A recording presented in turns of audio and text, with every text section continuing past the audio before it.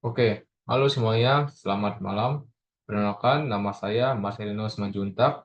Saya dari eh, Prodi Teknologi Rekayasa Otomotif dengan nomor NIM 2924032. Oke, jadi di sini saya ingin menjelaskan mengenai tentang kenaikan Yesus dan makna pengaruhnya dalam iman Kristen.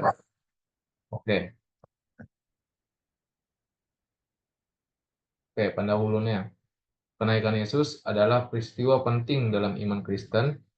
Dan ini menandakan akhir dari pelayanannya di bumi dan awal dari pemerintahannya di surga. Dalam presentasi ini, saya akan menjelajahi makna dan pengaruh dari dalam kenaikan Tuhan Yesus dalam konteks iman dan teologi Kristen.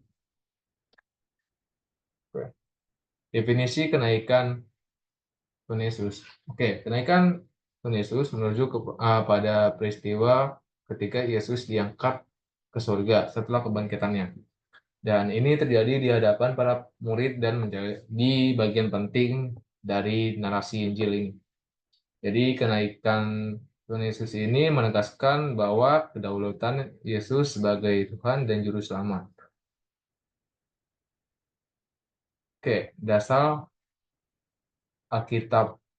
Oke, jadi peristiwa kenaikan Tuhan Yesus ini dapat ditemukan dalam Injil Lukas 24 ayat 50 sampai 53 dan Kisah Para Rasul 1 ayat 9 sampai 11. Dalam ayat Alkitab ini kita melihat bahwa kesaksian para saksi dan janji kedatangannya kembali. Ini menjadi dasar bagi iman Kristen yang percaya pada kembalinya. Ya, makna teologi dan ataupun arti dari kenaikan Tuhan Yesus sendiri. Jadi kenaikan Tuhan Yesus ini memiliki makna teologi yang dalam dan menunjukkan bahwa Yesus tidak hanya manusia tetapi juga Tuhan. Kenaikan ini menandakan bahwa dia kini berada di tata surga, mengintervensi dan memimpin umatnya dari sana.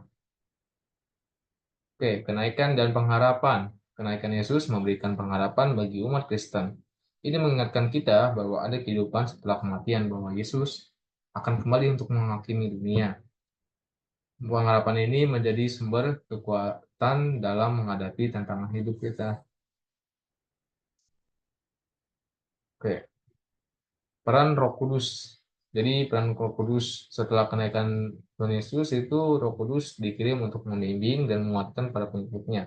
Ini menandakan bahwa meskipun Yesus tidak lagi secara fisik hadir, kehadiran Allah tetap ada melalui Roh Kudus memberikan penghiburan dan bimbingan kepada kita. Oke, kenaikan dalam arti ibadah. Jadi kenaikan Yesus menjadi bagian dari liturgi dan ibadat di dalam Kristen dan dalam perayaan tertentu bagi umat Kristen. Dan mengenang dan merayakan peristiwa ini sebagai bagian dari pengakuan iman mereka terhadap Yesus sebagai Raja dan Juru Selamat. Atau biasa kita sebut hari kenaikan ini adalah hari Paskah. Oke, poin selanjutnya di sini saya akan menjelaskan tentang dampak pada misi gereja. Oke, jadi kenaikan Yesus memberikan mandat bagi gereja untuk melanjutkan misinya di bumi. Dalam Matius 28 ayat 19 sampai 20, Yesus memanggil murid-muridnya untuk pergi dan memberitakan Injil. Ini menjadi dasar bagi evangelisasi dan pelayanan di gereja.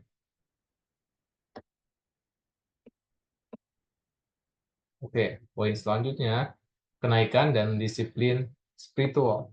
Jadi kenaikan Yesus mengajak umat Kristen untuk mengembangkan disiplin spiritual dan ini juga termasuk doa, puasa, dan persekutuan seperti pendalaman Alkitab dan juga seperti perkumpulan konsel-konsel maupun di kampus ataupun di tempat-tempat sekitar lingkungan kita.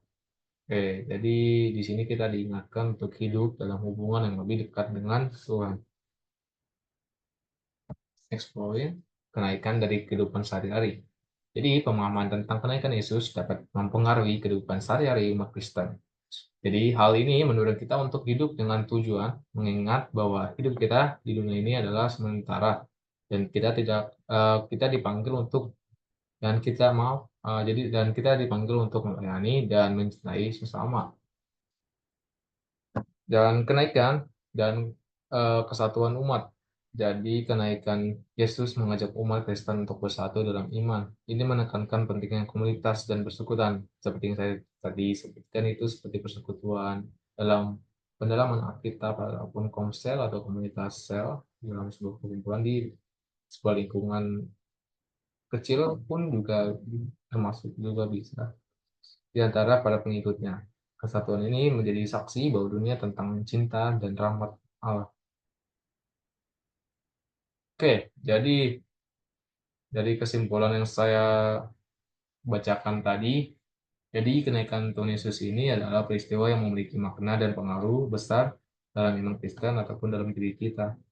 Dan mengingatkan juga kita akan harapan, kekuatan, dan tanggung jawab kita sebagai pengikut Kristus. Dan semoga kita terus hidup dalam cahaya kebenaran ini. Dan saya sini menaruh sebuah ayat Alkitab, yaitu terdapat pada 1 Petrus 1 ayat 3 sampai 4. Jadi terpujilah Allah dan Bapa Tuhan kita Yesus Kristus, yang karena rahmat-Nya yang besar telah melahirkan kita kembali oleh kebangkitan Yesus Kristus dari antara orang mati kepada suatu hidup yang penuh pengharapan untuk menerima suatu bagian yang tidak dapat binasa, yang tidak dapat cemar, dan yang tidak dapat layu, yang tersimpan di surga bagi kami. Jadi eh, tetaplah semangat di dalam kondisi apapun yang kamu lakukan dan apapun yang kita lakukan pada saat ini ya, teman-teman. Oke. Sebelumnya mohon maaf apabila saya ada kesalahan kata maupun dalam pembacaan tadi presentasi saya. Sebelumnya terima kasih. God bless you.